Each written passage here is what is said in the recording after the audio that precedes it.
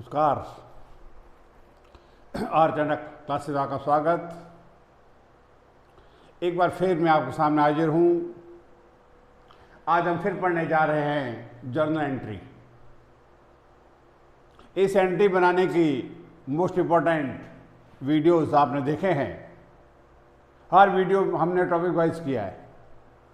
ये आपके सामने 6 व्यवहार है और इन 6 व्यवहार में किस प्रकार से 25 से 30 क्वेश्चन बन जाएंगे एग्जाम में, उसे हम इस वीडियो में डिस्कस करेंगे।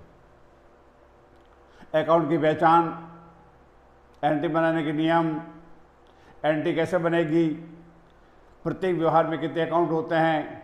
इस ढंग से मैंने पिछली बार आपको बताया कि किस प्रकार के ऑब्जेक्टिव सवाल आपके जूनियर अकाउंटेंट के एग्जाम पूछे जा सकते हैं। मैंने माना है कि जर्नल एंट्री अपन बना रहे हैं। व्यापार का नाम है राजस्थान ट्रेडर और स्वामी का नाम है एक्स, जैसे कि हम हर वीडियो में यही मान रहे हैं। कुल 6 ट्रांजेक्शन है। पहला मैं ये लेता हूं, व्यापारिक बट्टा दिया, ट्रेड डिस्काउंट अलाउड, इसकी एंट्री क्या बनेगी? पहला सवाल। सेकंड, कौन सा अकाउंट डेबिट होगा? थर्ड सवाल, कौन सा अकाउंट क्रेडिट होगा?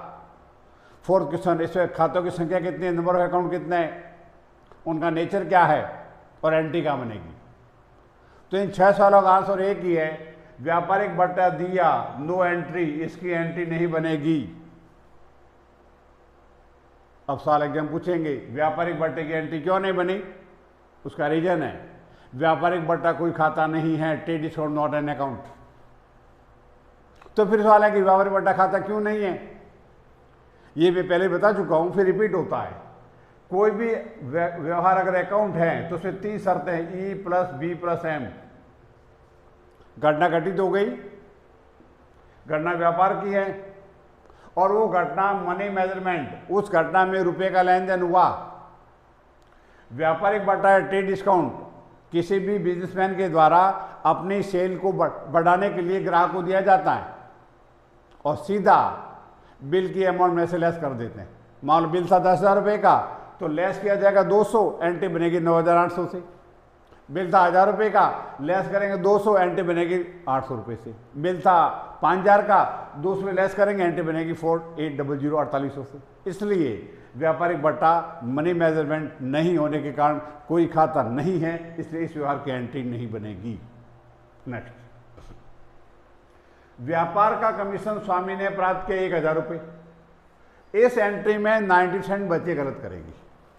उसका रीजन है व्यापार का कमीशन प्राप्त किया तो सीधा आप एंट्री बनाते हैं cash account debit to commission. 90% matter में ये एंट्री बच्चे बनाएंगे और ये एंट्री गलत, ये एंट्री गलत। अब आपके सर क्यों गलत है? यहां ध्यान रखिए, यदि व्यापार का स्वामी व्यापार का देनदार बन जाता है तो उसे बोला जाता है ड्राइंग, और व्यापार का स्वामी व्यापार का क्रेडिटर या लेनदार बन जाता है तो उसे कहते हैं कैपिटल। अगर मैं कल ये लिखता कि व्यापार का कमीशन प्राप्त किया तब तो एंट्री सही है, कैश टू कमीशन, पर मैंने क्या लिखा, व्यापार का कमीशन स्वामी ने प्राप्त कर लिया, मतलब कैश आपकी जेब में नहीं आया। आप अकाउंटेंट राजस्थान ट्रेडर के, कमीशन आपका था, वो कमीशन एक्स ने प्राप्त कर लिया जो कि व्यापार का स्वामी है। तो यहाँ पे इंपॉर्टेंट पॉइंट ये हुआ, ये एंट्री नहीं बनेगी। कमीशन आपकी इनकम है, उसे तो आप क्रेडिट करोगे, और ये कैश आपके पास नहीं आया है, ये कैश ले लिया है एक्स ने, इसलिए आप एंट्री बनाओगे drawing account debit to commission. अब देखिए, इस एंट्री में आपके 6 सवाल गलत और 6 सवाल सही हो सकते हैं। मान लो पॉइंट नंबर 5 था, पहला सवाल कितने खाते हैं, तो 2 खाते हैं। नंबर 2, खातों का नाम क्या है? ड्राइंग एंड कमीशन, आहरण तथा कमीशन। अगला सवाल, कौन सा अकाउंट डेबिट होगा? ड्राइंग अकाउंट डेबिट होगा। कौन सा अकाउंट क्रेडिट होगा? कमीशन अकाउंट क्रेडिट होगा। अगला सवाल, इसका नेचर क्या है? ये नाममात्र खाता है, पर्सनल अकाउंट है। फिर एंट्री पूछ ली तो एंट्री आपके सामने।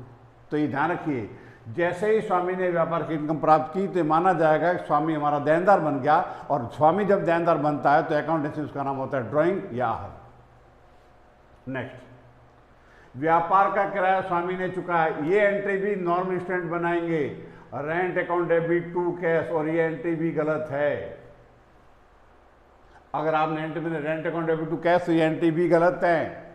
उसका रीजन है व्यापार का किराया स्वामी ने चुकाया, किराया आपका है तो रेंट अकाउंट तो डेबिट करना पड़ेगा, बिल्कुल सही है, रेंट अकाउंट डेबिट होगा। परंतु कैश आपने नहीं चुकाया, किसने चुकाया है? स्वामी ने। स्वामी कौन है? एक्स। इसका अर्थ हुआ एक्स आपका लेनदार बन गया, इसलिए एंट्री बनेगी rent account debit to capital. ये मोस्ट इंपॉर्टेंट एंट्री दोनों ध्यान रखना है, कैपिटल वाली और ड्राइंग वाली। तो यह पूछा जाएगा कि व्यापार का किराया स्वामी ने चुका दिया। ये तो मैंने किराए का एग्जाम्पल लिया, तो आप लोग याद रखना, वैसे रिवीजन हो रहा है, पिछले वीडियो में बता चुका हूँ आपको।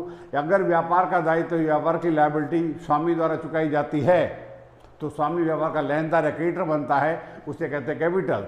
यहाँ पे व्यापार का किराया स्वामी ने चुका दिया तो रेंट आपका खुद का खर्चा है, तो रेंट अकाउंट तो डेबिट होगा, सही है। परंतु आपने कैश अपनी जेब से नहीं दिया है बल्कि व्यापार के स्वामी ने दे दिया है, तो माना जाएगा ये पैसा स्वामी हमसे इन फ्यूचर वापस लेगा। जब तक हम स्वामी को पैसा नहीं देंगे तब तक स्वामी हमारा लेनदार है, हमारा क्रेडिटर है, इसलिए कैपिटल अकाउंट क्रेडिट होगा। तो सवाल यही पूछेंगे इसमें कितने अकाउंट है? 2 अकाउंट है। कौन सा अकाउंट डेबिट होगा? रेंट अकाउंट डेबिट होगा। थर्ड सवाल, कौन सा अकाउंट क्रेडिट होगा? कैपिटल अकाउंट क्रेडिट होगा। फोर्थ सवाल, खातों के नाम क्या है? किराया तथा पूंजी खाता। उसका नेचर क्या है? नाममात्र खाता तथा व्यक्तिगत खाता। एंट्री क्या बनेगा? आपके सामने। तो इस तरह से इन 3 सवालों में आपने नोट किया, 18 से 20 सवाल आपके बन जाते हैं। कंसेप्ट क्लियर होना जरूरी है, इसलिए स्टार्टिंग वीडियो से मैं आपको बता रहा हूँ खातों की पहचान और एंट्री मोस्ट इंपॉर्टेंट है। अगला पॉइंट, 1000 का माल तथा 500 रुपये नकद दान में दिए। अगर पिछले वीडियो आपने ध्यान से देखे तो मैंने आपको बताया था कई कंडीशन ऐसी होती है जहां पर परचेज अकाउंट को क्रेडिट करना पड़ता है। माल व्यापार के बाहर जाता है और आप प्रॉफिट नहीं कमाते हो तो उस समय परचेज अकाउंट को क्रेडिट करना पड़ता है। तो यहाँ पे आपने दान दिया है, ये दान नॉमिनल अकाउंट है, इसलिए इसमें डोनेशन अकाउंट डेबिट होगा 1500 से। नंबर 2, 1000 का माल व्यापार के बाहर गया तो लिखना पड़ेगा टू परचेज। कैश गया तो लिखना पड़ेगा टू कैश। तो यहाँ आपको ये ध्यान रखना है कि डोनेशन अकाउंट तो डेबिट होगा ही, डोनेशन अकाउंट डेबिट होगा 1500 से, पर तो 2 अकाउंट एक साथ क्रेडिट होंगे, अर्थात ये कंपाउंड एंट्री है। ये तीनों ही सिंपल एंट्री थी, एक अकाउंट डेबिट एक अकाउंट क्रेडिट। ये कंपाउंड एंट्री क्यों है? मैंने पहले ही बता चुका हूँ, ऐसा कोई व्यवहार जिसमें कम से कम 3 खाते होते हैं, उससे ज़्यादा कितने हो सकते हैं, उसे कंपाउंड एंट्री या मिश्रित पुष्टि कहते हैं। यहाँ पर आप अकाउंटेंट है राजस्थान ट्रेडर के, आपने दान दिया है 1500 रुपये का, तो पहला खाता है डोनेशन अकाउंट 1500 से नामात्र खाता। सेकंड, माल बाहर जा रहा है तो परचेज अकाउंट नामात्र खाता। तीसरा, कैश दिया है रियल अकाउंट वस्तुगत खाता। एंट्री बनेगी donation account debit to purchase and to cash. अगला पॉइंट, सलीम को पूर्ण भुगतान में 900 रुपये चुकाए। अगर आपने सलीम को भुगतान किया है तो कॉमन सेंस का पॉइंट है सलीम पाने वाला है। अगर आपने सलीम को भुगतान किया है तो सलीम पाने वाला है। तो यहाँ ध्यान रखिए, पूर्ण भुगतान का अर्थ हुआ कि 920 रुपये देने के बाद सलीम ने 80 रुपये आपसे लेने से इनकार कर दिया। तो जो पेमेंट आपको नहीं करना पड़ता है उसे बोलते हैं कैश डिस्काउंट रिसीव्ड। तो यहाँ पर एंट्री बनेगी सलीम पाने वाला है तो आप सलीम अकाउंट को डेबिट करोगे 1000 से, कैश जा रहा है तो टू कैश आप क्रेडिट करोगे 920 से, और जो पेमेंट आपने नहीं किया 80 रुपये, उसी का नाम है डिस्काउंट रिसीव्ड 80 रुपये। अब ध्यान देखिए बेटा, सलीम अकाउंट डेबिट किया पर्सनल अकाउंट है, कैश अकाउंट रियल अकाउंट है, और ये नॉमिनल अकाउंट है। अगर एग्जाम सवाल पूछे कि सलीम को पूर्ण भुगतान में 920 रुपये चुकाए तो खाते कितने हैं, तो खाते 3 है। नंबर 2, कौन सा अकाउंट डेबिट होगा? सलीम डेबिट होगा। कितने अमाउंट से डेबिट होगा? 1000 से डेबिट होगा। कितने अकाउंट क्रेडिट होंगे? 2 अकाउंट क्रेडिट होंगे। कौन कौन से होंगे? कैश और डिस्काउंट रिसीव्ड। नंबर अगला सवाल पूछेंगे, इस व्यवहार में खातों का नेचर क्या है? तो personal account, real account, nominal account, व्यक्तिगत खाता, वस्तुगत खाता और नाममात्र खाता। अब लास्ट पॉइंट इस वीडियो का, 4000 का माल आग से नष्ट हो गया तथा बीमा कंपनी 1000 का दावा स्वीकार किया। अब यहाँ इंपॉर्टेंट पॉइंट ध्यान रखिए, माल नष्ट हो गया 4000 का, बीमा कंपनी आपको 1000 रुपये देगी तो आपका लॉस कितना हुआ? 3000 का। कैसा? तो ध्यान रखिए, यहाँ पर इंश्योरेंस कंपनी आपको देगी तो पर्सनल अकाउंट है, कितने रुपये देगी? 1000 रुपये। इंश्योरेंस कंपनी जो रुपया नहीं देगी आपका लॉस है, तो यहाँ loss by fire account debit, जो कि नॉमिनल अकाउंट है, नामात्र खाते 3000 रुपये। माल कितने का गया? तो टू परचेज 4000। ये एंट्री 90% बच्चे याद करके जाते हैं, परंतु एग्जाम में इसकी लाइन को घुमा कैसे सकते हो, ध्यान रखिए। यहाँ एग्जाम में लिखेंगे 4000 का माल बीमा कंपनी ने 1000 का दावा, यहाँ स्वीकार काट के लिखेंगे पेड, वो लिखेंगे भुगतान किया। ये वर्ड आते ही सवाल चेंज हो गया, ध्यान रखना। मैंने इतने ऐप देखे और ऑफलाइन ऑनलाइन देखे हैं तो वहाँ कहीं पॉइंट है ही नहीं, समय लिखा दावा स्वीकार किया। यहाँ ध्यान रखिए, दावा स्वीकार किया तो एंट्री ये बनेगी, और ये स्वीकार के बजाय अगर आ जाए कि दावे का भुगतान किया तो फिर आपको ध्यान रखना है इंश्योरेंस कंपनी के बजाय आपको बैंक अकाउंट को या कैश अकाउंट को डेबिट करना पड़ेगा, लॉस अकाउंट वापस डेबिट होगा, टू परचेज, अर्थात ये व्यवहार चेंज हो जाएगा। इंश्योरेंस कंपनी की जगह पे आपको बैंक या कैश अकाउंट को डेबिट करना पड़ेगा। सबसे इंपॉर्टेंट पॉइंट ध्यान रखना, क्योंकि मोस्टली आप लटके जाते हैं कि इंश्योरेंस कंपनी को डेबिट करना है, तब डेबिट करना है जब किसमें लिखा हुआ आ जाए कि बीमा कंपनी ने दावा स्वीकार किया। अगर ये लिखा जाए insurance company settle the claim या दावे का भुगतान कर दिया तो बैंक या कैश अकाउंट डेबिट करना पड़ेगा। ये आपको इससे भी ध्यान रखना।